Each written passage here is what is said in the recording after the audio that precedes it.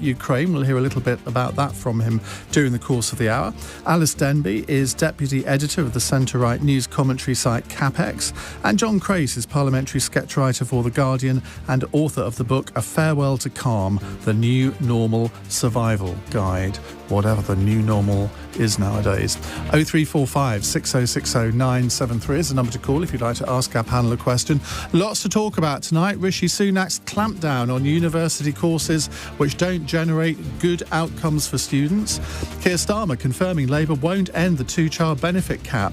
Visa rules being relaxed to make it easier for foreign tradespeople, including bricklayers and plasterers, to come and work here. And near record temperatures being recorded across many parts of the world as a new report says climate change will threaten national security and food supplies. So the number to call, 0345 6060 973. You can text 84850 or you can say, Alexa, send a comment to LBC. And of course, I hope you're watching on Global Player, because if you're not, I want to know why. Call 0345 6060 973. Tweet at LBC. Text 84850. Cross question with Iain Dale. This is LBC. Let's go to our first caller. It's Jack in Peckham. Hi, Jack. What would you like to ask our panel? Yeah, well, I just want to ask, do you think that the consequences of the two-child, benefit scheme might drive up the abortion rate, and does that trouble you?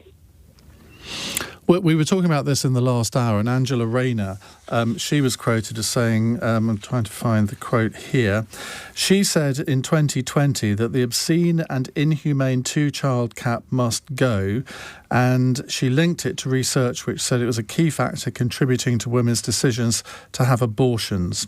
Yeah. So let's go around the table on that. Zack, let's start with you. I think the place to start is what is the point of the Labour Party and what is the point of Keir Starmer? There are 4.2 million children living in poverty in the UK. That's 1 in 3 children. You would think that the Labour Party would be there to stand for them. But actually, at every moment from Keir Starmer standing for leader to now, he has U-turned. Whether it's on standing up for striking workers, whether it's standing up for migrants and speaking out for those on a positive story on migration, and now even on starving children, he refuses to take a line. We saw that interview this weekend. I refer to it as that interview because it was that atrocious, where he was talking about the difference between no hope and false hope. Is that how bad this country's politics have got right now? That we can either have 13 years of this Tory austerity, or we can have a Labour Party which is pretty much standing on the same platform. There is, of course, an alternative. That's the Green Party, and that's why I'm campaigning for more MPs and a team of MPs. But what we really need in this country right now is an opposition. The Green Party are willing to take that place when necessary, but ultimately the Labour Party, because they have more seats at the moment, they need to be speaking out. And the fact that Keir Starmer, at every opportunity, seems to want to just be Tory light is an abdication of responsibility. It's a dereliction of duty, and it's really harming our country. Well, at least Keir Starmer asked the question that Laura Kingsbow put to him, which is more than you've done for Jack. I think I've answered the question. No, he's talking about, will it drive up abortion rates, or has it driven up abortion rates? Well, I think it was implicit in my answer that yes, I think it will. I think we know the huge risk that lots of vulnerable and marginalised people are in, and we know particularly that women, when they have children, when they know the consequences of having a third child that could be for any reason, then yes, I think for some people that will be an incredibly difficult decision. I think that's one factor on it, and I think the other factors I've mentioned are the larger systemic factors too. The government will say, of course, that things like rape and particular cases are exemptions within this. But I think that's such a complicated myriad of legislation when really we could just take the humanitarian route and actually just accept that children who are born through no fault of their own should not be suffering. They shouldn't be in child poverty. So you would we should have be protecting no cap them. whatsoever? I don't think there should be a cap whatsoever. I think a child that has been born should not have to suffer as a result of, or so-called result of, their parents' choices. I think ultimately we could have a conversation about education. We could have a conversation about women's empowerment. There's lots of conversations we can have, but the idea of making starving children worse off, especially when we're in a cost of living crisis, is just absolutely absurd. And I think there is no defence. And I think any Labour politician who even attempts to defend this, frankly, shame on them. Well, we haven't got a Labour politician here to defend it, unfortunately. They wouldn't bother anyway. Alys Denby. I'm slightly confused by Keir Starmer's strategy here. I've seen that Kid Starver has been trending on Twitter today. I feel like he'd be better off just, when he's so far ahead in the polls, just not saying anything, least of all adopting this, reminding people of this quite cruel Tory policy. In terms of abortion, I'm not quite convinced that people make such personal, intimate decisions based on finances. I feel the same when people talk about having tax incentives for people to have more children. I don't feel like when people are planning their family, they really have the tax man foremost in their mind. Though I totally agree that it does seem perverse to be punishing existing children through the welfare system. I feel like the original principle was to try and make people who are on welfare try to face the same kind of financial decisions when planning their family as those who are in work. But like I say, it seems cruel to me to punish children for their parents' decisions. But part of the issue here is somebody called in the last hour and was complaining that people on 50,000, if one of the partners was earning 50,000 and the other was earning 49,000, they would still be entitled to get child benefit. And yet, if it was just a one-person household earning 50,000, they wouldn't be. And I'm thinking to myself, why are we paying benefits to people on £50,000 a year? It's madness. Yeah, I think we would be much better to have a tax system which made it so that it was far less expensive to have children in the first place for everyone. I mean, if you look at things like the cost of childcare for people in work and with the incredibly high tax burden, it's very expensive for anyone to have children. And I do think that there's a slight perversity in the tax and welfare system that households will get benefits as a family, so both parents' income is taken into account, but you're taxed as a single unit. So at the same way at the top end, you can have two parents kind of both earning £99,000 and they will get 30 hours of free childcare, for example. And if one of them goes over the 100k mark, it's suddenly a 20 grand hit to their income. So there's lots of ways that you could make the whole tax and welfare system much fairer and better for families. And especially, at a time when we're facing demographic decline and when we need people to be having more babies, I do think that this is something we should be looking at. OK, John Crace. I'm sort of with Alys and Zack, really. I'm faintly bemused by Keir Starmer's objectives in pursuing this policy at the moment. Because financially, it's not that inexpensive to extend child support for more than two children. I think it's over £1 billion. It is over, but That's quite a lot. It's not that much, really, when you're kind of in government. I mean, last week, Rishi Sunak, having said that 3.5% was the most that the country could afford for public sector pay, suddenly found an extra 5 billion quid through savings or wherever for doctors, nurses, teachers. And so the 1 billion quid for, which would probably come down in a way, in the end, to a matter of 300 or 400 million. I mean, in the wider scheme of things, I don't think it's that much. So why go for a policy that Labour supporters inherently hate, and also most of his MPs disagree with? The answer is that it shows financial rectitude, and Labour are very frightened of being portrayed as people who sort of spend money like water. That can be the only reason, surely. Well, yeah, but it is this sort of mirroring of the Tories in every way that I find. Brown and Tony Blair did, didn't they, in 96, 97? I can't believe they would have done it on this issue. This is totemic for Labour supporters. Brooks Newmark, you were an MP when this came in, I think. Just explain the reason why it was introduced. I argued against it, actually. Did you? Yeah, so I argued against it just on the same reason that's just been discussed, that the marginal cost is fairly small in a 1.3 trillion budget. And the people who get hit hardest are the poorer families. And there's a huge amount of knock-on effects with, later on when, poor families tend to struggle more, it leads to problems in education and drugs and family breakdown and everything else. So I'm from the socially compassionate end of my party, and I think it's foolish. And I think, again, you're right. While the headline figure is around $1 billion, I think the real figure is much lower, probably half of that in the end. So no, I think it's the wrong thing to do and hurts the poorest in society. let's pick up your point, Zack, about what's the point of Keir Starmer, because there are people. I mean, you will know from. So I didn't even answer your question. Your key question was: is it going to create more abortions? Is it going to create more abortions? And I don't think so. I think people's decision on abortions is very complicated, and those who make a financial decision is again very marginal. Keir Starmer not taking many risks, I think, is an interesting one, because if you knock on people's doors, and I mean, I get this on the show all the time, you get somebody saying, why can't you all just get along and sort of work together for the good of the nation? And so they're quite happy when two political parties sort of kind of collide.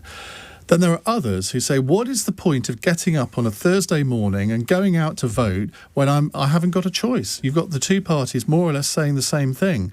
And you can never the twain shall meet. You can't sort of reconcile those two positions. But in the end, Keir Starmer, as well as appearing to be financially competent, has also got to inspire people, Brooks, and he's not doing that, is he? Even, I mean, the polls show... I'm not a member of the Labour Party, so it's not up for me to advise Keir Starmer. But I think you're right. I think tactically, I can imagine the conversations is just, trim your sails, stay just slightly to the left of the Tories and let the Tories screw up and lose the next election. Don't say anything that's going to frighten the horses. And so I think tactically, not that I would advise him to do it on this policy, but I can see why his policy team maybe are advising him this way. Let's just bring in Thomas in Cambridge, who wants to have a word on this. Thomas, what would you like to say? Hi, so I've been listening to this conversation since some time, and I heard somebody said that their income is 50,000 and they're still on benefits. My question is, in this country, why don't we have a proper system where we can, where we can distribute the benefits to really, the relevant people, rather than, somebody was saying about that, and I know people who use luxury cars and they're still on benefits. And I'm not jealous at all. They have all the right to use whichever car they want. But thing is, why are these people on benefits? I think if we should have a proper system in place where we can distribute the benefits to the really needed people. I think that would serve the purpose. Okay. Alys. Yeah, I agree with your caller. As I said before, I would much prefer a system where we had lower taxes so people could keep more of their own money. I do think that the introduction of universal credit has been somewhat of a success. The idea that you can still work and claim benefits, it stops people being trapped in that worklessness cycle.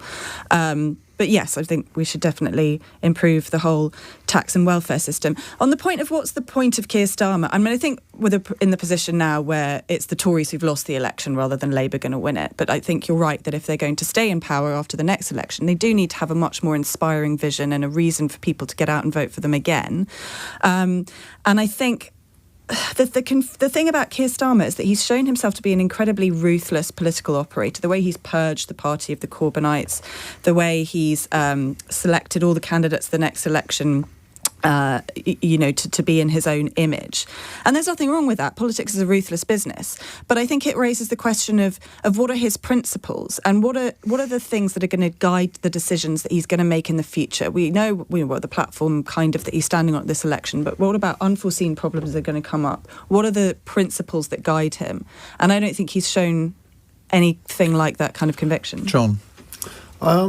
I think we've seen ruthless Keir, but I think we're now seeing timid Keir. It's almost as if, he doesn't feel... He's got... Everything has to be Tory light at the moment. And, as I said, I can't understand. This would be a defining issue. It's iconic for Labour voters. Half his shadow cabinet has decried the Tories for their two-child policy on this. And it really wouldn't be that difficult. He does need to establish some clear blue water, I think, or clear red water even, between himself and the Tories. I don't think, an election strategy on just being the man who wasn't Rishi Sunak. I don't think, it may win an election, but it won't inspire the country and it won't take us anywhere. We need to know what he stands for. Paul says, Ian, you asked why I can't watch on Global Player. I'm driving. I will accept that as an excuse, Paul. Well done for that. Right, we'll come on to more of your questions in a moment. 0345 6060 973. You're listening to Cross Question on LBC. It's 16 minutes past 8. This is LBC.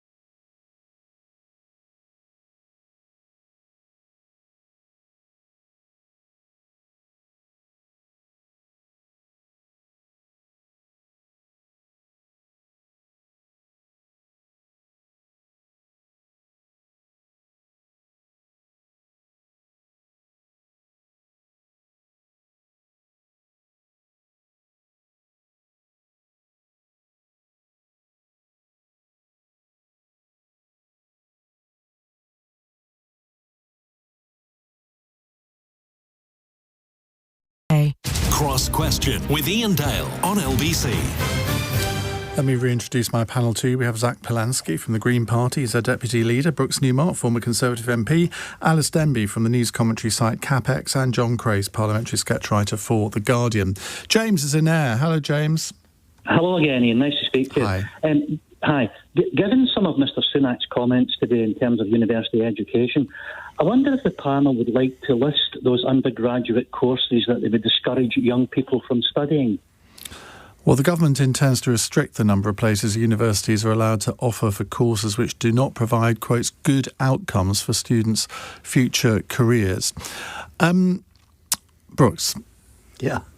I'm someone who's keen for as many people as possible to go to university and for them to make the decision on what loans they're going to end up taking on. I think that I think there's a lot of other issues to deal with, which is the fact that one of our most successful businesses is university education, and our immigration policy is doing everything possible to hamper that.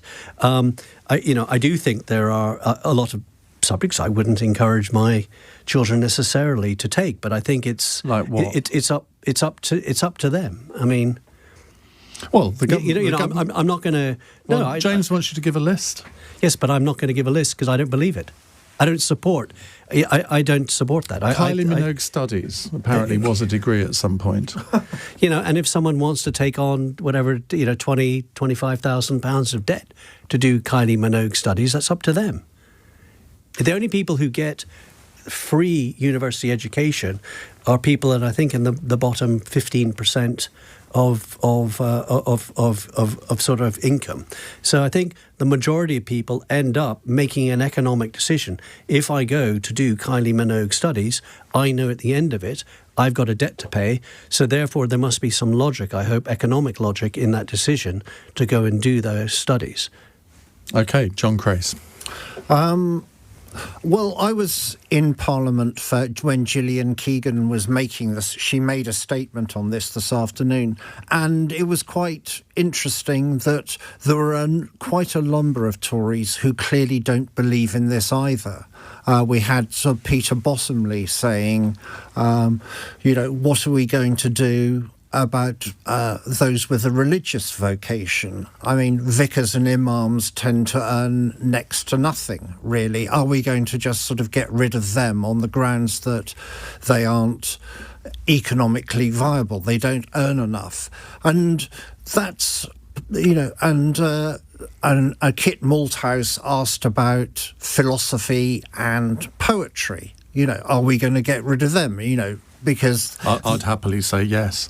Well, I don't think, because in the end, Gillian Keegan couldn't name any courses that she would want to get rid of herself. And the government... Well, nor can Brooks, can you? No, because in the end, the government hasn't actually defined its own terms of what is an economically unviable course, what is a level of graduate salary that makes a course unworthwhile, and also what level of dropping out of a course, which was the other part, does a course need to reach to be ditched? I think it's really interesting because when I was at university, there were two different schools at my university. One was called the School of Development Studies, and it was considered a bit of a joke course. The other one was Fine Arts and Music. Similarly, it was for sort of posh kids from Fulham. And yet, if you think about it, we are now described as an international development superpower. We have a world-beating cultural sector. And you think, well, the people who started those courses back in the 1970s kind of knew what they were doing. Well, my son did creative writing at your university. Well, there we go. And creative writing at UEA is an incredibly top-notch, well-recognised, well-respected department, notwithstanding, actually, the cuts they're now bringing into that very department. But it is not just leading in the UK, it's internationally leading, in that area. And I studied German at university, but in my department, you could learn Swedish, Norwegian or Danish. And then in 2004, they abolished the whole languages department of the university that is nearest Scandinavia. And you think, the world's gone mad. Anyway, I mustn't get my hobby horse. Alice? I find it's difficult to talk about this sitting here. I went to university. I'm going to make an assumption that many of us did, and we've clearly all benefited from it. So I think it's quite unattractive to sit here and say that this is something that should be denied to more people. But that said, and details are clearly an issue with this policy, but I do think that Rishi Sunak is right to have identified that there are a number of courses where students will come out poorer. I think it's something like 1 in 20%, so a fifth of students end up poorer having been to university than they would have been had they not gone, and something like a third end up in non-graduate jobs 2 years after graduating. And for those people, it's clearly not good value for money. And there is a whole kind of cohort of young people who are coming out of university very disillusioned, saddled with a huge amount of debt, which, Brooks, you said that, that's their choice to take that on. But it's a huge problem for the public finances, because if they don't earn high salaries, they won't pay it back. So I think when you ask to sort of name courses, this is where you get into a much more complicated debate, because I think one of the kind of, if you look at the facts, the statistics, one of the least kind of valuable courses in terms of your future earnings is creative arts. But as you're saying, Britain is a creative arts superpower. We're really saying we don't want people to be studying art, and that everybody should study maths, which I think was what Rishi Sunak would like. So I do think this is a complicated debate, but I do think that the incentives for universities are all wrong. Tuition fees mean they get all the money up front, and all the incentives to get as many students in through the door as possible. So you can't think of a course that you would like to see abolished? Well, I think if you look at the evidence, the creative arts is the one that has to go. But I would hate that myself. I studied art history at university, so I think, you know... And look where you ended up. Exactly, look at me now. So. I mean, media studies is the one that I would, if I was, I mean, I wouldn't abolish it, but I do think that there are far too many courses offering media studies, a lot of them completely useless in terms of career progression, because I think people are led to thinking, oh, well, if I study media studies, I can get into the media. Not the case. I think you want to look at employers as well. So, I mean, for example, in journalism now, a lot of employers, a lot of the big newspapers and stuff will expect you to have an MA in journalism, when it used to be a job where you would just come up through a local paper. So employers need to look at this as well and actually make a bit more of an effort in their recruitment. Zack. I think hang on a second. Let's go to Zack first. This cuts through to the very heart of who we are as a society. Arts and culture is always the first under attack, and I think we always need to make a passionate defence of our arts and culture. Not in sort of middle-class way, although that is also important too, but actually it's a great leveller. It's a way of young people finding their voice, finding their role in society. When we look at the huge problems we have, like the climate crisis, we're going to have to find ways to tell stories, to tell narratives. We have a cost of living crisis. Cinema is a place where people can come together as a community to sit, to learn, to laugh, to be together. And I think not understanding the value of this in society and just making it about GDP or just what's economically viable completely misses the entire point of what a university is about. Now, there's been a huge marketisation of university, and that's been disastrous, and we should absolutely abolish tuition fees. But even on its own terms, if you look at it as a market force, then the customer should choose.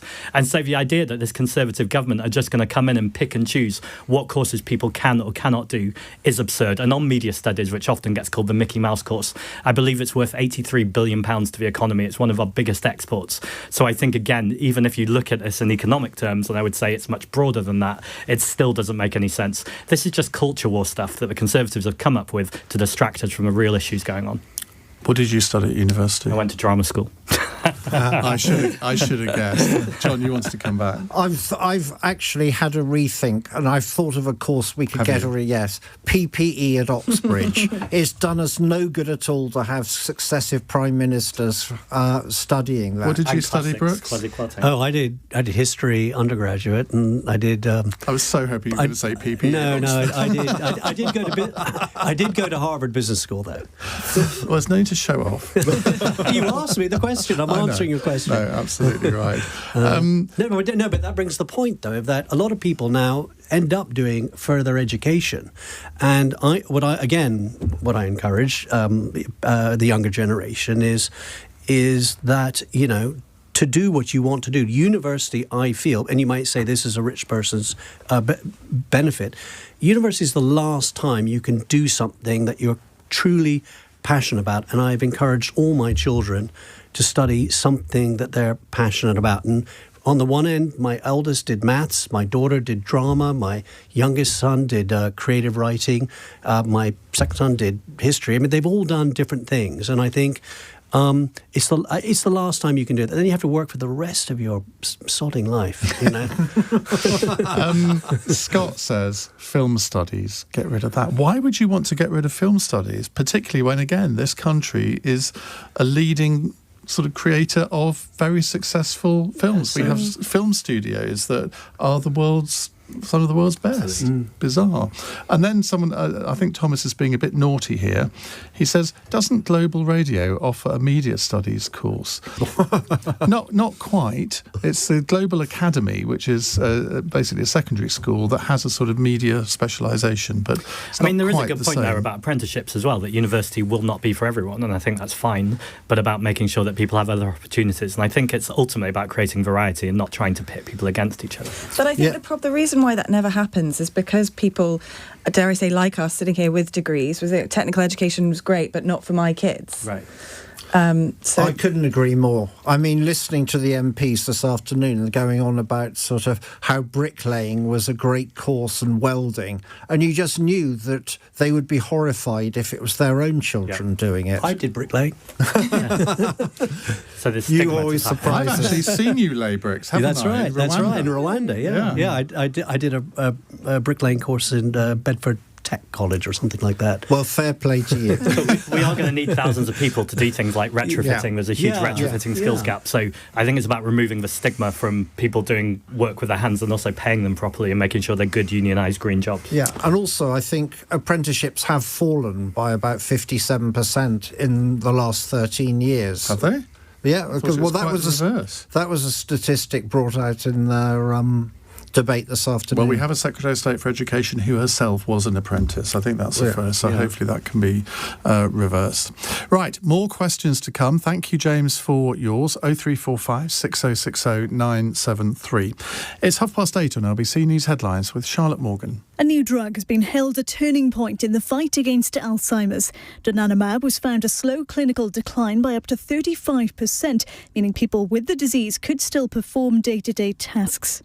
LBC's learned more than 100 jobs are at risk at Redrow. Emails and documents show the house builder's planning to close 2 of its sites in the south of England. Redrow says its current developments would be unaffected. And opposition parties say plans to cut the number of university degrees will leave young people with less choice. Rishi Sunak's plans to restrict what he considers low-value courses are being described as a cap on aspiration. LBC weather, showers easing for most this evening, but persisting in the far north. Rain for Northern Ireland and Western Wales overnight, with a low of 6. LBC.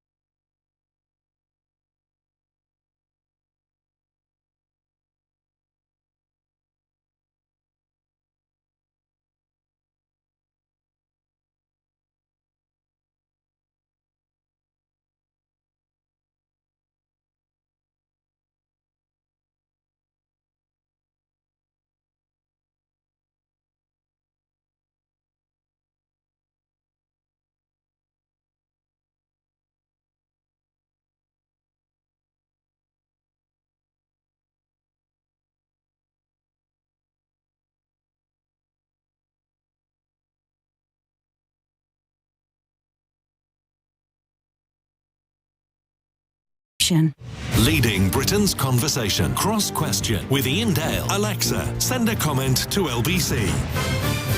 Zack Polanski is here, Deputy Leader of the Green Party of England and Wales. You've been doing that for about a year now? Yeah, exactly, or 10 months. What's the best thing about it and what's the worst thing about it? Best thing easily is going around the country, visiting local parties. People go, here's a community project I've been doing. In an environmentally friendly way, of course. Yeah, I get the train everywhere. Worst part of it, I think, is the amount of meetings that you have, and I'm not complaining about it, but you just asked me what the worst part is, and that's the honest answer. John Crace is Parliamentary sketch writer for The Guardian. Is the worst part of your job, John, knowing that you've got to deliver something amusing by the end of the day? It's absolutely terrifying. Every day, it never gets better, Ian. Because I've often fancied doing your job, but because I think I can be funny, but I wouldn't want to have to be funny every day. Yeah, and you can only work with the material that you're given as well. And Brooks is out of Parliament now, so you can't even have a go at him. No. Brooks Newmark is here, former Conservative MP and Minister. What do you miss most about being an MP? If I'm honest... Or miss least? What I miss most, it was a great platform. If you care about issues, and I still encourage people, if they want to be MPs, to do that. And you know, if you do have the letters MP after your name and you do care about things, it does enable you to do a lot of good things. I don't know, I enjoyed the campaigning, I enjoyed the constituency work. I think what I would find more difficult now, whereas that wasn't the case in 2015, is the horrible social media attacks against MPs, and particularly female MPs. I just think that some of the language that I see is sort of well out of order. And so I think if I was there now, 8-9 years later, I think I would, I'd find the social media side particularly very toxic. Alys Denby is Deputy Editor of the centre-right news commentary site CapX. Just tell us a bit more about CapX if people don't know it. Yeah, so CapX, we're part of the Centre for Policy Studies. I think of us as the kind of the magazine of the Centre for Policy Studies. So the tabloidy bit. The tabloidy CBS, bit, yeah. Well, what I think we do is we turn kind of proper policy work, proper kind of wonky, dense stuff into something much more engaging and easy to read. And we have a daily email to which I recommend everyone subscribes. We have quite a lot of policy analysis, but broader kind of comment from a centre-right perspective. It's been a great time to be on the centre-right, as you can imagine. Right, let's go to our next caller. It's Hassan in Westminster. Hassan, very good evening. Good evening. We have extreme weather conditions happening across the globe, whether it's heat waves or flooding. And we have our political leaders who, according to James Goldsmith, the Prime Minister is just not interested. Zack Goldsmith. And we have, Zack Goldsmith. And we have Keir Starmer, who hates tree huggers and has delayed the Green Deal of his by another 2.5 years. So since we have only this one planet to live on, what should we be doing? I'm not going to come to you first, Zack. Alys. Teasing. Oh, thanks. I was just... it's funny that the kind of green environmental guys are all called Zack. We're very different, though. He's got a K on the end of his name.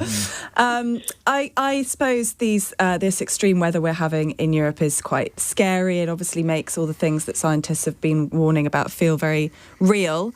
Though I would say that I think there is a difference between weather and climate change. I think the thing is that climate change is going to make these kind of extreme events more common and more persistent. It's certainly worrying. It makes me think that we need to be, as well as reducing our emissions, doing a lot more to mitigate the impact of climate change. So in Britain, in London, when we had 40-degree heat, no building has air conditioning. We're just not set up for it at all.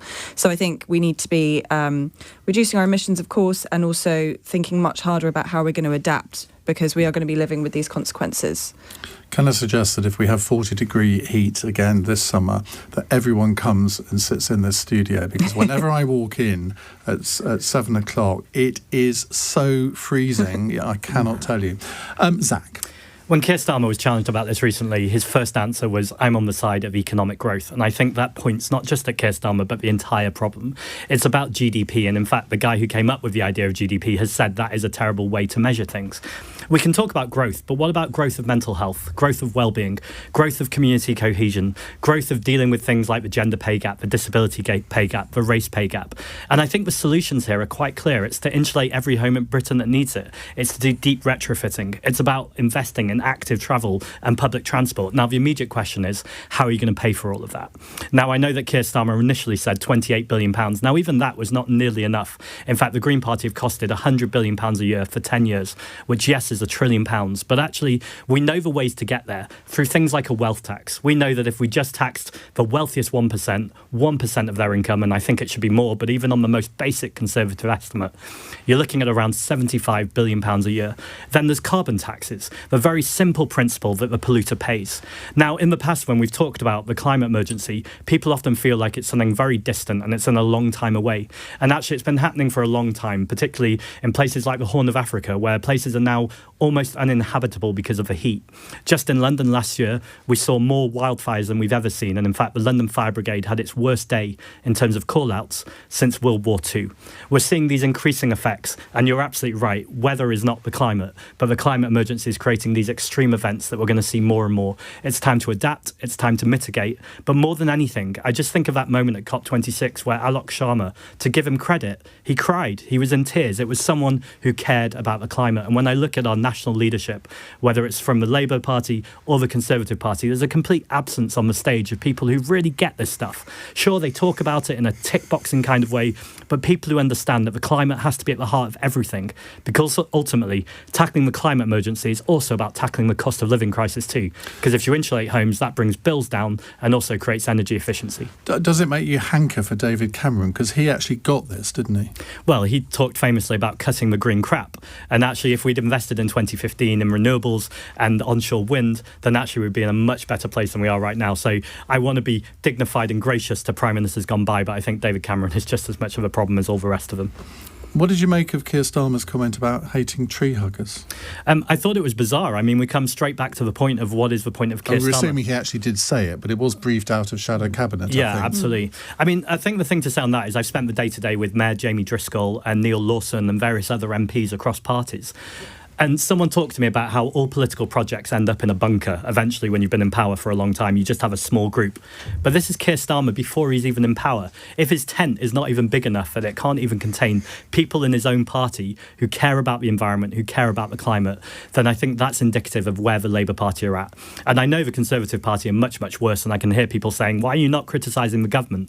We know the government are awful. They're out of touch. They're out of ideas. And they're out of time. We know they're a dead government walking. And actually, it's time for a Labour government, it looks like.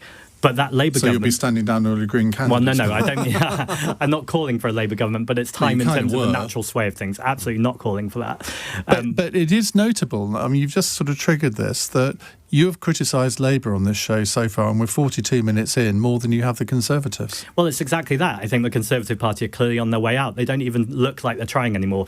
Look at the London mayoral election. They don't even seem to be putting up a credible candidate or even challenging Sadiq Khan. But that doesn't mean the Labour Party should get a free ticket on these things. And this is the problem with first past the post. It looks like it's their time because we have this pendulum that swings from blue to red. But the problem is the pendulum is swinging less and less. And actually the two parties are looking more and more like the same party. Brooks. Well, I guess first I want to make a couple of comments on what Zack was saying. The thing with your idea of the wealth tax, and this is always what the left say, is unfortunately the 1% of the most mobile people around. So if taxes, and we already have probably some of the highest taxes in 50 or 60 years at the moment, if you actually aggregate everything. So, I don't think taxation is necessarily the route. Where I have a problem is, for example, John Kerry lecturing the Chinese on, trying to cut carbon emissions. The biggest polluter in the world today is the United States. And the thing I would stop is carbon trading, because what that allows is the polluter, i.e. the United States, to go to poorer countries, and I'll take Rwanda as an example because I spend a lot of time there, is that, they not forcibly, we should No, say. not forcibly. No. I've been there you haven't been 15 years. I've been going. I have a school there and a teacher training centre. One of the things the government has done there is to be incredibly green. So what the United States would do, for example, they would go to Rwanda, who has effectively a carbon credit, and they would trade their polluting side and effectively pay in an invisible way to take on, for example, Rwanda's carbon credit. So I think carbon credit is a way to control globally. I understand the concept, but what it allows is rich polluters to keep polluting. Do you agree with that, Zack? No, so can I briefly challenge this idea of capital flight? So we often hear this from people who aren't on the left, where they say if you tax people, they will leave. There's no actual evidence for this. And I always think that if someone doesn't want to contribute to this society and they don't recognise that their taxes pay for our education system, it helps their business to make sure that their employees are safe, it invests in making sure their healthcare are right. If they don't want to invest in that, is that really the people we want in society? No, I'm talking about the super rich here. I'm not talking about the small community business. The answer is yes. If you're talking about the 1%, yes. If you're talking about the 0.1%, people might have more sympathy. But the top 1%, I think, includes people who are on $75,000 a year. Correct. Now, some people might think that is a definition of richness. I personally wouldn't. Again, I think it's about people at the very top being disproportionate. Do you regard 75,000 a year as being very rich? Yes, I do. And I also think that if you look since 1988, just 100 companies have caused 80% of the carbon emissions around the world. So it's very clear that this is not about everyone's problem. It's not about individual responsibility. I'm vegan. I don't fly. I don't drive a car. But none of those things are really the point. The point here is that the super rich and a very small amount of companies are taking up everyone else's carbon emissions. And a redistribution of both wealth, but also making sure that the polluter pays is absolutely vital if we're going to tackle the climate emergency. I think the real problem is the kind of short-termism of most governments. Most governments operate on a 5-year basis, and their immediate goal is to be re-elected. And, whether we like it or not, the Greens haven't been as effective enough as they should be at putting climate high enough up the agenda, I think. I challenge that. Well, I mean... Why do you say that? Because that's mostly what they talk about. Yeah, but but it hasn't got through to, Rishi Sunak, for instance. He does, you won't hear the government making any kind of green pronouncement. He could barely be bothered to go to COP this year, could he? And see, that's why Zack misses Boris. Well, I think the Green Party just had the most successful local election results ever, and in fact, the Labour Party went up 10% in relative gains. The Green Party went up 56% in relative gains. I know you're talking about national politics, very low number, but not really, in fact. And I think that's the problem with the first past the post system, that proportional representation, as we see around Europe. Let's not get onto that. Well, it's important. PR klaxon. Right, it's 8:46. LBC.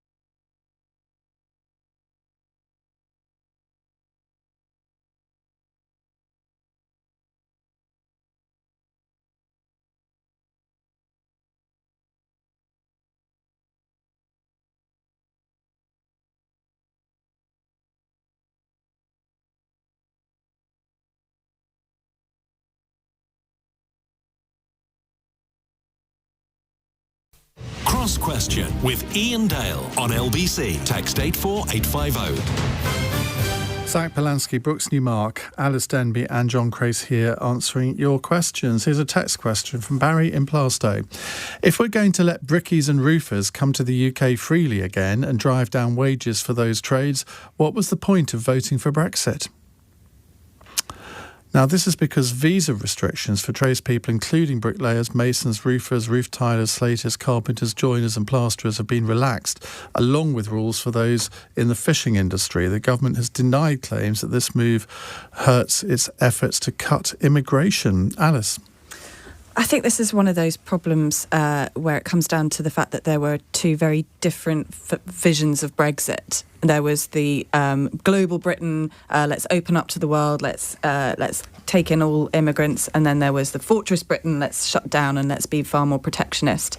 And I think what we're finding now is that actually, well, we do rely very heavily on immigration, and this vision for a kind of high wage economy where British people were going to do all these jobs that they didn't want to do doesn't seem to be materialising. For the government, this does seem to be a massive headache, since Rishi Sunak has seemed to stake quite a lot of capital on tackling illegal immigration and with reducing the overall numbers of legal migration, when in fact it's the highest it's ever been.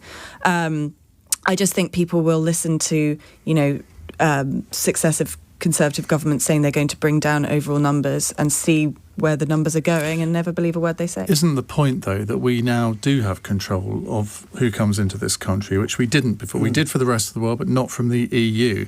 And if we are short in a lot of these trades, certainly in the short term, it makes total sense to allow more people to come in. Of course it makes sense, but people were also promised that overall numbers of immigrants were going to come down, and that's patently not happening. Not by me, they weren't. In that campaign, I said, anyone that votes Brexit and thinks that immigration will reduce, you're going to be very disappointed. I think people heard what they wanted to hear during that campaign, and that was the problem. Zack? I think people were repeatedly lied to. I think another point, though, I've been out campaigning with an organisation called United Voices of the World. They describe themselves as a union for low-paid black and brown migrant workers. I've been speaking to these workers, most days, and they're not just talking about pay, they're talking about dignity, respect, equality. And I think this is all part of a toxic debate that has again been fuelled both by the Conservative Party and the Labour Party, in which migrants' contribution to society has not just not been valued, it's not been celebrated. We need positive stories about migration. This isn't about wage suppression. We're again straight back to the point about the very wealthy in the society, that actually if we taxed people properly, we wouldn't be in this zero-sum game. And I think very often the government love to pit one marginalised group against another marginalised group. Essentially, we should recognise that when we've got 120,000 vacancies in the NHS, of course we should also be growing British talent, but ultimately when there are gaps, we're going to need migration. And we shouldn't just need it for an economic reason, for humanitarian arguments as well for migration, that our country could be a welcoming, generous, inclusive country, and we should all be proud of that. But do you take the point, though, that if you have control over your borders, I mean, people have a hollow laugh at that, given the amount of people that do seem to be coming to this country without permission, but if you have control of your borders in theory, you can change the regulations to meet the demands of particular sectors in the short term, and then maybe strengthen them after a few years when there are no longer the shortages. Well, again, I think we need to reject the frame, because ultimately that's about saying people are just there to almost be human resources. Now, I know that's, again, an economic argument, but I think migrants bring so much more to our society than that. They bring culture, they bring different traditions. Well, I agree with that, but you unless you believe in open borders and allowing everyone to come here that wants to come here, there's got to be some system to regulate it. Well, I think where people want regulation is the fact that we have such a lack of infrastructure. So where tensions are created around things like enough adequate housing to make sure that there's GP appointments, that people can get to a dentist. And I understand people's fears about that. And that's why we start to hear scare stories about migration. But ultimately, the migrants aren't the issue. The issue are 13 years of austerity and underdevelopment and not investing in those vital public services. John? I like Zack, I think a lot of people heard what they wanted to believe. I don't think Brexit was a thought-out policy. I mean, I can remember on the day after the referendum going to the Vote Leave press conference where Michael Gove and Boris Johnson were supposed to be giving us their vision of success. And they both looked like terrified rabbits, that they were expected to deliver on something that they had no idea. And it's still playing out today. I mean, not just in migration, but in terms of we're now being expected to sort of be jubilant about signing a deal for the comprehensive and progressive Trans-Pacific Partnership, a trade deal that is projected to make 0.08% boost to GDP. We'll need 50 of those to get back to the 4% that we'd lost on by leaving the EU anyway. I mean, it was a kind of... Because you're starting to sound like the BBC now on that. Oh, good. Brooks? I guess, I'm going to split the two arguments there. On Brexit, I was part of one camp on pro-Brexit, which was, having been in Parliament, I felt that Parliament had to be sovereign in all decision making. So I was part of the group of people that argued it on a sovereignty issue. As someone who is an immigrant, which I am, and which I've had 3 generations of immigrants in my family who've gone from one country to another country to another country, obviously I think immigration is very good. What I did support, though, was this point system, where the point system would identify where the demand... Just a second. Where No. You're banging the desk. Sorry. Okay, where the point system was good because it would identify where there was a need for particular types of workers. The only other caveat I would have to that argument, which I made, which is that if you went to one of the top 100 universities in the world and you wanted to come to Britain, please come. They're not coming here for the benefits. They're coming here to make a contribution to our society. But the caveat would be you don't have the benefits for a minimum of 5 years or some sort of reasonable period of time to see that you've actually made a contribution to society. What sovereignty did we not have? I still have never heard anyone on that. You don't want to repeat Brexit. We're not going to refight. We're really not going to refight Brexit, because I want to squeeze in Jane in Bromsgrove's text question. Theresa May is leading the rebellion against Suella Braverman's cruel law against migrants this evening. Will history be a lot kinder to her than we might have thought in 2019? John Crace. Someone who's always kind to her. Yes, as the person who christened her the Maybot, I'm afraid that sort of history has... I think it will be kinder to her. I mean, I kind of look at her in Parliament nowadays with a sort of sense of nostalgia. I thought she was the worst we would get. But now she's looking like a kind of vision of sanity. It's extraordinary. Politics comes at you fast these days. Certainly does. Brooks? I think in terms of the way history, the Conservative Party, I'm afraid, will not look back necessarily kindly on her. I think historians will, though, and I think an objective, more balanced approach, perhaps looking back 30 years from now, she will be looked at much better in the same way probably David Cameron will be as well, who ended up being quite divisive in my party. Liz Truss? Liz Truss, it's too short a period for me to comment. Alice? I certainly think her post-prime ministerial career has been a lot more dignified than certainly that of Boris Johnson. And I think, it's always good to have people with that kind of expertise on the backbenches in Parliament. Zack? I think someone who's had the top job and then sits on the backbenches and does that with the kind of diligence that she does it, that's to be respected. At the same time, she created the hostile environment, and I think for that she should never be remembered kindly. Right, our fun question from Lynn in Morecambe. Apparently today is World Emoji Day. What would the panel say is their most used emoji?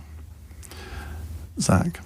Green love heart, both for my colleagues and my boyfriend. It's multi-purpose. See, I was going to say a red heart, because that's a lazy person. So if somebody texts something nice to me or does it on Twitter, instead of sort of saying, well, thank you so much, that's really kind, I just do a red heart. Alice? I think it depends who I'm texting. So with my work colleagues, when we're trying to talk about the government and policies we're trying to get across, it's mostly the smiley poo emoji. And with my friends, it's usually the cry laughing. Brooks? I tend to get quite a lot of messages from some people, and I tend to shorten the conversation by simply putting a thumbs up. It just cuts down. A lot of people do that. It cuts the... really annoys me. Well, otherwise you end up having long back and forth conversation. It's a great way to actually cut a conversation off without being rude. John Crace? I'm afraid I am so old and so dull that I make a virtue of never, ever using an emoji in anything. I thought you were going to say, I don't know what an emoji is. Is it a popular music beat combo you're on? I'm not quite there.